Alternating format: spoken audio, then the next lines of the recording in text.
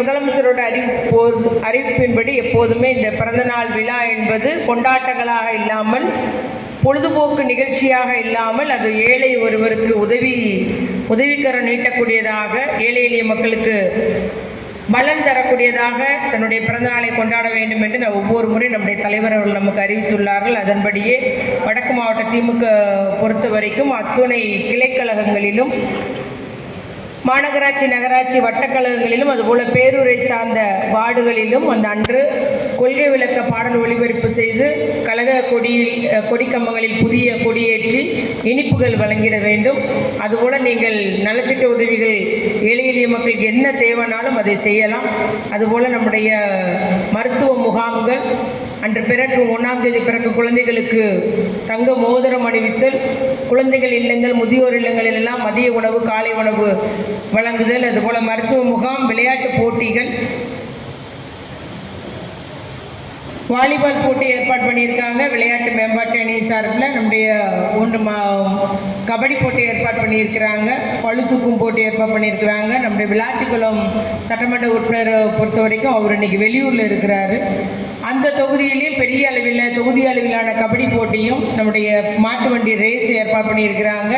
மகளிர் அணி கோல போட்டி ஏற்பாடு பண்ணியிருக்கிறார்கள். அதுபோல் தகவல் தொழில்நுட்பம் இரத்த தான முகாம் செய்ய உள்ளார்கள். அதுபோல் மாணவிகளுக்கான கல்வி உபகரணங்களை நம்முடைய மாணவர் அணி கொடுப்பதற்கு திட்டமிட்டுள்ளார்கள். சலவை தொழிலாளர்களுக்கு நலத்திட்ட உதவி, வினாடி வினா, நம்முடைய கழகத்தினுடைய கொள்கைகளை பற்றிய வினாடி வினா நிகழ்ச்சி இளைஞர்களை நடத்துவது, துப்புரவு பணியாளர்களை கௌரவிப்பது, விளையாட்டு உபகரணங்கள் வழங்குதல், அதுபோல் மூத்த முன்னோடிகளை கௌரவப்படுத்துதல், அதுபோல் சுமை தூக்கும் தொழிலாளர்களுக்கு அவர்களுக்கு தேவையான நலத்திட்ட உதவிகள், மாற்றுத்திறனாளிகளுக்கு இடையேயான விளையாட்டு போட்டிகள், இவ்வாறு பல்வேறு தரப்பிலே நம்முடைய ஒவ்வொரு ஒன்றிய செயலாளரும் அணிகளின் அமைப்பாளர்களும் வடக்கு மாவட்ட கழக சார்பிலும் பல்வேறு நிகழ்வுகள் நடைபெற உள்ளது. 4ஆம் தேதி நம்முடைய வார்டு 7வது வார்டு 8வது வார்டுக்கு உட்பட்ட பகுதியில் உள்ள மக்களுக்கு நம்ம நலத்திட்ட உதவி நம்முடைய பாராளுமன்ற உறுப்பினர் அக்கா கனிமொழி அக்கா அவர்கள் இதில் கலந்துக்கிறாங்க. அதுபோல் 5ஆம் தேதி மதியம் மகளிர் புதியதாக பொறுப்பேற்றுள்ள மகளிர் அணிகள் எல்லாம் இங்கே அழைத்து வர வேண்டும். ஒன்றிய செயலாளர்கள் நமக்கு ஒரு 10:30க்கு இங்கே கூட்டம் கலைஞரங்கத்தில் வைத்து 5ஆம் தேதி நடைபெற உள்ளது. நம்முடைய எம்பி அவர்கள் அந்த நிகழ்ச்சியிலும் கலந்து கொள்ள உள்ளார்கள். அதே போல் நம்முடைய மருத்துவ முகாம் வருகின்ற 2ஆம் தேதி ஆக்சிலியர் ஸ்கூலில் நடக்குது. நம்முடைய மாநகராட்சியில் தேர்ந்தெடுக்கப்படுவோருக்கு அறுவை சிகிச்சை செய்வதற்கு இலவசமாக கண்ணாடி வழங்குதல் என்ற முறையில் நல்ல முறையில் அந்த திட்டமிடப்பட்டுள்ளது. அதுலேயும் நம்ம எத்தனை பேரும் கலந்து கொள்ள வேண்டும். அதுபோல் நம்முடைய முதலமைச்சர் அவர்கள் எல்லாரும் எந்த அளவுக்கு நெருக்கடி கொடுத்தாலும் நமக்கு தொடர்ச்சியாக ஒன்றிய அரசின் சார்பில் நெருக்கடி கொடுக்கப்பட்டு வருகிறது. அது இப்பொழுது நமக்கு கல்விக்கான SSCIக்கான அந்த நிதி ஒதுக்கீடு நமக்கு தரல, பேரிடர் நிதி கூட நமக்கு தரல. அதுபோல் அவங்க மும்மொழி கொள்கையை பின்பற்றணும் என்ற அளவுக்கு மத்திய அமைச்சரே பேசுகிறாரு. ஆக எல்லாமே நம்முடைய முதலமைச்சர் அவர்கள் தைரியமாக எதிர்கொண்டு நான் திராவிட மாடல் ஆட்சி நடத்தி வருகிறேன், ஏழை எளிய மக்களுக்கான நலத்திட்டங்களை செய்வோம், இங்கு மத வேறுபாடு இல்லை, ஜாதி வேறுபாடு இல்லை, ஆதிக்க சக்திகளுக்கு இங்கே இடமில்லை என்ற முறையிலே நம்முடைய முதலமைச்சர் அவர்கள் திட்டம் தீட்டி நடைபெற்று வருகிறார்கள். எவ்வளவுதான் நமக்கு நிதி நெருக்கடியான சூழலிலும் கூட உங்களுக்கு எல்லாம் கண்கூட தெரிஞ்சது மகளிர் உரிமை தொகை, அதுபோல் காலை உணவு திட்டம், புதுமைப்பெண் திட்டம், தமிழ் புதல்வன் திட்டம், அதுபோல் கிராமப்புற மக்களுக்காக கலைஞர் கனவு இல்லம் என்று ஒரு வீடிட்டவர்களுக்கு வீடுகள் கட்டி கொடுக்கப்படுகிறது. ஆகவே நம்முடைய ஒன்றிய செயலாளர்கள் நமக்கு தேவை உள்ளவருக்கு, ஏழை எளிய மக்களுக்கு நம்முடைய யாருக்கெல்லாம் தேவைப்படுவோம் அந்த பட்டியலை தயவு கூர்ந்து நீங்கள் எடுத்து கொடுத்தாலும் சரி, இல்லை ஏற்ற நேரம் கொடுத்தாலும் அந்த மக்களுக்கெல்லாம் அந்த கலைஞர் கனவு இல்லத்தை நாம் பெற்றுத்தர இயலும். அதுபோல் மாற்றுத்திறனாளி பட்டா வாங்கினவர்கள், இல்லை ஆதரவோட குடும்பத்தை சார்ந்து பட்டா வாங்கி இன்னும் வீடு கட்டாமல் இருக்கிறவங்க எல்லாமே நம்ம லிஸ்ட்டில் சேர்த்து அவர்களுக்கு கலைஞர் கனவு இல்லம் மூலம் கிராம பகுதியில் நாம் வீடு கட்டித்தர முடியும். அதற்கு ஏற்பாடு செய்யுமாறு நான் கேட்டுக்கொள்கிறேன். அதுபோல் காப்பீடு திட்டத்தின் கீழே இப்பொழுது நிறைய பேர் பயனடைந்து வருகிறார்கள். இப்போ நம்மை காப்பு 48 ஆக்சிடென்ட் நடந்த பிறந்த உடனே முந்தி எவனும் தொட மாட்டான். இப்போ பக்கத்தில் உள்ள போய் ஆஸ்பத்திரியில் போய் சேர்த்துக்கிட்டலாம் 2 லட்சம் வரைக்கும் அவங்க செலவு எடுத்துக்கலான்ற மாதிரி ஒரு திட்டம் கொண்டுள்ளார். எந்த ஆஸ்பத்திரியில் சேர்க்குறோமோ அந்த ஆஸ்பத்திரிக்கு நேரடியாக முதலமைச்சர் இருந்தே அவருடைய நிதியிலிருந்து 2 லட்ச ரூபா வழங்கப்படுது. ஏன்னா அந்த முதலுதவி என்பது மிக முக்கியமானதுன்றக்காக இந்த திட்டத்தை நம்முடைய முதலமைச்சர் கொண்டிருக்கிறாங்க. அதுபோல் விவசாயிகளுக்கு மானியத்தில் டிராக்டர் வழங்கப்படுகிறது. மிக நல்ல முறையில் விவசாயிகளுக்கு பயன் தரக்கூடிய ஒரு திட்டமாக இருக்குது. அதை நம்மளே ஒன்றியத்தில் நிறைய பேர் ஏழை எளிய விவசாயிகளுக்கெல்லாம் நீங்கள் பெற்று தந்துள்ளீர்கள். அதுபோல் வரும் ஆண்டிலும் நாம் வழங்கிட முடியும். இவ்வாறு நம்முடைய முதலமைச்சர் அவர்கள் இப்பொழுது வீட்டு மனை வழங்குவதற்கு நகராட்சியிலேருந்து 8 கிலோமீட்டர் தூரத்துக்கு நமக்கு தடை இருக்குது. இந்த முறை ஒரு சிறப்பு உத்தரவு போட்டிருக்கிறாங்க. நகராட்சியிலேருந்து 8 கிலோமீட்டர், மாநகராட்சியிலேருந்து 16, மாவட்ட தலைநகரிலிருந்து 16 கிலோமீட்டர் தூரம் உள்ளவர்களுக்கும் விதியை தளர்வு செய்து பட்டா வழங்குவதற்கு 10 ஆண்டுகளுக்கு மேலே அரசு புறம்போக்கு இடத்துல குடியிருக்கிறவங்களுக்கு நம்ம வழங்குறதுக்கு இன்னைக்கு உத்தரவு போட்டிருக்காரு. ஆகவே நம்முடைய பகுதியில் உள்ள அந்த மாதிரி 8 கிலோமீட்டர் உள்ள எல்லா அமைப்புகளிலும் நீங்கள் நகராட்சி தலைவர் ஏற்பாடு செய்ய வேண்டும். அதுபோல் கிராமத்தில் உண்டு, இப்பவும் கூட வழங்கியிருக்கோம், இனியும் உண்டு. 10 ஆண்டுகளுக்கு மேலே ஒரு பகுதியில் குடியிருக்காங்க, அது நிச்சயமாக நீர்நிலையாக இருக்கக்கூடாது, மேய்க்கால் புறம்போக்காக இருக்கக்கூடாது. அது அல்லாமல் அரசு புறம்போக்கு எந்த இருந்தாலும் நம்ம பட்டா வழங்குறதுக்கு முதலமைச்சர் அவர்கள் அதற்கு தயார் செய்திருக்கிறாங்க. ஏழை எளிய மக்கள் அந்த அவர்கள் குடியிருக்கிற மனை அவர்களுக்கு சொந்தமாக வேண்டும் என்ற ஒரு உன்னத நோக்கத்தோடு அந்த திட்டத்தை அறிவிச்சிருக்கிறாங்க.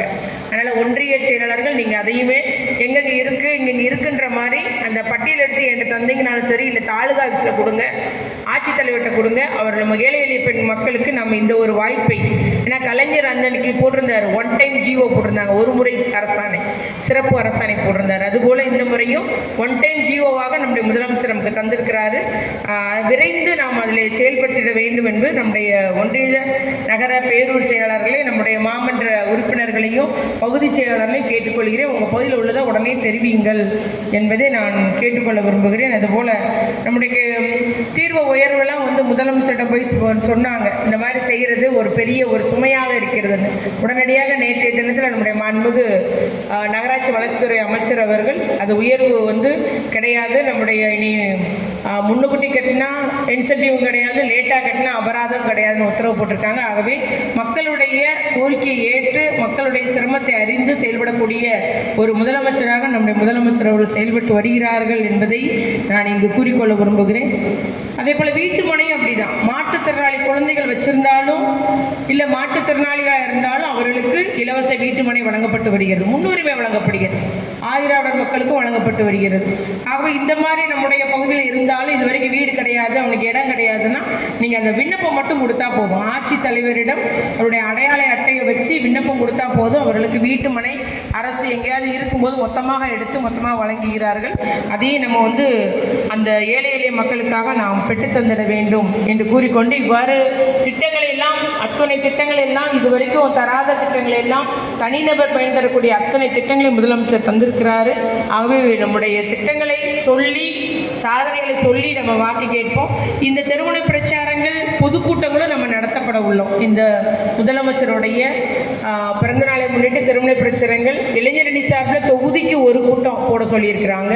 இளைஞரணி சார்பில் 3 தொகுதியில் 3 பெரிய அளவிலான கூட்டம் ஒன்று நடத்தப்பட வேண்டும். அது இல்லாமல் திருமண பிரச்சார கூட்டங்களும் நம்ம ஒன்றிய வாரியாக, பேரூர் ஒன்றிய நகர வாரியாக நாம் அதை திட்டமிட்டிட வேண்டும். அதையும் செய்து அந்த கூட்டத்தை நடத்துவதற்கு நம்ம சரத்பால் அவர்களை பேசியிருக்கிறேன். அவங்கள வச்சு நம்ம எல்லா இடங்களிலும் திருமண பிரச்சாரங்கள், நம்முடைய சாதனையை மறைத்திட வேண்டும், முறியடித்திட வேண்டும். அது மக்களுக்கு போயிடக்கூடாது அப்படின்றது திசை திருப்புறதுக்கு தான் எதிர்கட்சி பாஜகக்காரன் என்னத்தையோ பேசிட்டு இருக்கிறான். நல்லா தெரிஞ்சுக்கோங்க, நம்ம எல்லாம் வெகுண்டெழுந்து எங்கேயோ போயிட்டு இருக்கோம், ஆனால் நம்முடைய சாதனைகள் மறைக்கப்படும். ஆகவே நம்முடைய எதிர்கட்சிகள் அவங்க நிச்சயமாக இன்னும் 10 மாதம் நமக்கு நம்முடைய அரசை பற்றி, நம்முடைய தளபதியாரை பற்றி இல்லாத பொல்லாத சொல்கிறாங்க. அதனால உண்மை அறிஞ்சு சொல்கிறதுக்கே ஒரு பிரிவு அரசில் இருக்குது, தமிழ்நாடு அரசு வச்சுருக்கிறாங்க. போடுற வாட்ஸ்அப் செய்தி உண்மையாக பொய்யான்றதை சொல்லிட்டு நமக்கு போடுறாங்க. அதனால் ஐடி விங்கில் இருந்தாலும் மகளிரணியில் இருந்தாலும் அந்த தகவல் எல்லாம் நான் பொதுமக்களுக்கு எடுத்து கூறிட வேண்டும், அதை சர்க்குலேட் பண்ண வேண்டும். நம்முடைய சாதனைகள், இது பொய்யான செய்தினா பொய்யான செய்தின்னே சொல்லி போடுங்க. எங்கே வந்தாலும் நீங்களும் அப்படியா அப்படின்னு நினைக்காதீங்க. அதனால் இல்லாத பொருளாகவும் சொல்லிட்டு தான் இருக்கிறாங்க. நமக்கு முதலமைச்சர் பேரில், திமுக பேரில் கெட்ட பேர் உண்டாக்குறதுக்காக சொல்கிறாங்க. நாம் எதையும் அதை நம்பிவிட வேண்டாம் என்று கூறிக்கொள்ள விரும்புகிறேன். அதுபோல் தமிழ்நாட்டுக்கு தாங்க இந்த வாழ்த்துப்பாவே இருக்குது. தமிழ்தாய் வாழ்த்து தந்தவர் நம்முடைய முத்தமிழ் அறிஞர் கலைஞர் அவர்கள். நம்முடைய திரு மனோன்மணி சுந்தரனா பிள்ளையார் அவருடைய பாடலே நமக்கு வாழ்த்துப்பாவை தந்தார். நம்ம எல்லா நிகழ்ச்சி தொடங்கும் போதும் தமிழ்தாய் வாழ்த்து பாடிட்டு தொடங்குறோம். வேறு யாருக்கும் இது கிடையாது. ஏன்னா நமக்குன்னு ஒரு பெருமை உண்டு. நம்ம மொழி தாய்மொழி காத்திட வேண்டும், தாய்மொழி பெருமை பேசிட வேண்டும். நம்முடைய கலாச்சாரம் நம்ம 5000 ஆண்டுகளுக்கு முன்பே இரும்பால் செய்த அந்த ஆயுதங்களை உபயோகப்படுத்தியிருக்காங்கன்றது இன்னைக்கு ஆய்வு சொல்லுது, சிவகல ஆய்வு. இதெல்லாம் சயின்டிஃபிக்காக நிரூபிக்கப்பட்டது, அறிவியல் பூர்வமாக நிரூபிக்கப்பட்டது. அதுபோல கீழடி ஆய்வெல்லாம் 3200க்கும் மேற்பட்ட ஆண்டுகளுக்கு முன்பே நம்ம கட்டடம் கட்டி கிணறு தோண்டி அந்த வாழ்க்கை முறை என்பது இருந்திருக்குது. ஆகவே பழமையான தொன்மையான ஒரு நாகரிகத்தை உடையது இந்த தமிழ் நாகரிகம், தமிழ் மக்கள் என்பதை இன்னைக்கு உலகிற்கே பறைசாட்டி இருக்கோம் நம்ம. ஆகவே அந்த அளவுக்கு நம்ம ஈடுபடுவதை கண்டு சிலரால் தாங்கிக் கொள்ள முடியல. அது என்ன, இப்படி இவங்க உலகமெங்கும் நம்ம பரவியிருக்கோம். தமிழன் உலகமெங்கும் இருக்கிறான், பெரிய உயர்ந்த இடத்துல இருக்கிறான், நல்ல பெரிய பெரிய வேலையில் இருக்கிறாங்க. அவை கை நிறைய சம்பாத்தியம் பண்ணக்கூடிய அளவுக்கு ஒரு வழிகாட்டியாக எத்தனையோ நாடுகளில் இருக்கிறாங்க. அதெல்லாம் அவங்களுக்கு புரிஞ்சுக்க முடியாமல் எதையோ பேசுகிறாங்க. ஆகவே நம்முடைய கலைஞர் சொன்னதை மட்டும் நான் இங்கே குறிப்பிட விரும்புகிறேன். நம்முடைய கலைஞர் அவர்கள் புதிய கல்விக் கொள்கை என்ற மத யானை தமிழகத்திற்கு புகுந்து கல்வியில் சிறந்த தமிழ்நாட்டை நாசப்படுத்திடவோ, காலங்காலமாக நாம் போற்றி வரும் சமூக நீதி மற்றும் சமூக நீதி கொள்கைகளுக்கு கேடு ஏற்படுத்திடவோ அனுமதிக்க கூடாது. வருமுன் காப்பதே அறிவுடைமை என்று இப்படி ஒரு கல்விக் கொள்கை வர போகுதுன்னு சொல்லிட்டு 2016ஆம் ஆண்டு ஜூலை மாதம் 23ஆம் தேதி நம்முடைய தலைவர் அவர்கள் அறிக்கை கொடுத்திருக்கிறார். ஆகவே இந்த கல்விக் கொள்கை அவங்க கொண்டு வர்றதே தமிழை அழித்திட வேண்டும் என்பதுதான், நம்முடைய தாய்மொழியாம் தமிழை அழித்திட வேண்டும் என்பதுதான். ஏன்னா நல்லா யோசிச்சு பாருங்க, வட இந்தியாவில் எவனாவது மராத்தி பேசுறானா, பீகாரி பேசுறானா, ராஜஸ்தானி மொழி பேசுறானா? கிடையாது. ஹிந்தி மட்டும்தான் இருக்கு. அவங்களுடைய தாய்மொழி எல்லாம் அழிந்து போய்விட்டு. ஆகவே நம்முடைய ஒரு இனத்தை அழிக்கணும்னா அவங்களுடைய தாய்மொழியை அழிக்கணும்னு ஒரு அறிஞன் சொல்லியிருக்கிறான். அதே போல நம்முடைய தமிழகம் இந்த அளவுக்கு ஒரு நெஞ்ச நிமித்திட்டு இருக்கிறாங்க, தலை நிமிர்ந்து நிற்கிறாங்க, பெருமையோடு இருக்கிறாங்க. அவங்களுக்குன்னு ஒரு சிறப்பு, தனி கலாச்சாரம், தனி பண்பாடு என்று வாழ்ந்து வருகிறார்கள். நல்ல முறையில் கல்வி. இன்னைக்கே நம்ம 42% பிள்ளைங்க கல்வி கற்கிறாங்க. பெண்களில் 41% வேலைக்கு போறாங்க. தமிழகத்தில், இந்தியாவிலே நம்ம மாநிலம் முதன்மை மாநிலம். அந்த அளவுக்கு எல்லாத்துலையும் முதன்மை மாநிலமாக இருக்கும். ஒன்றும் இல்லை, மத்திய அரசு நிதியை முறையாக செலவிடக்கூடுவதிலே நம்ம தான் ஃபர்ஸ்ட். தொகுப்பு வீடு கட்டணுமா, தொகுப்பு வீடு கட்டுறோம். டாய்லெட் கட்டி கொடுக்கணுமா, டாய்லெட் கட்டி கொடுக்கும். அந்த அளவுக்கு முறையாக செய்கிறது எல்லாமே தமிழ்நாடு தான். ஆனால் இந்த தமிழ்நாடு அவங்களுடைய திட்டமே நம்முடைய வாக்கு வங்கியை குறைக்கிட வேண்டும் என்பது தான். மொத்தமாக தண்ணியோடு இருக்கிற பானையை உடைக்கலான்னு பார்த்தாங்க, முடியல. சின்ன சின்னதாக ஓட்டையை போடுறாங்க. கொஞ்சம் கொஞ்சமாக வாக்கு வங்கியை பிரித்து எடுக்க வேண்டும் என்ற முறையில் அவங்க செய்கிறாங்க. ஆகவே நம்முடைய களப்பணி என்பது மிக முக்கியமான பணி. இன்னும் ஓராண்டுன்னு சொன்னாங்க, ஓராண்டு கூட இல்லை, அடுத்த பிப்ரவரியில் தேர்தல் நோட்டிஃபிகேஷன் வந்துடும். ஆகவே 11 மாதங்கள் தான் இருக்குது. மிக எங்கே நின்னாலும் யார் என்ன பேசுகிறாலும் விட்டே கொடுக்கக்கூடாது. நம்மளை பற்றி பேசுறதுக்கு யாருக்கும் நம்மளை மாதிரி நல்லாட்சி நடத்தினே கிடையாது. எடப்பாடி இன்னைக்கு பெரிய இது மாதிரி பேசிக்கிறாங்க. அன்னைக்கு இந்த மோடிக்கு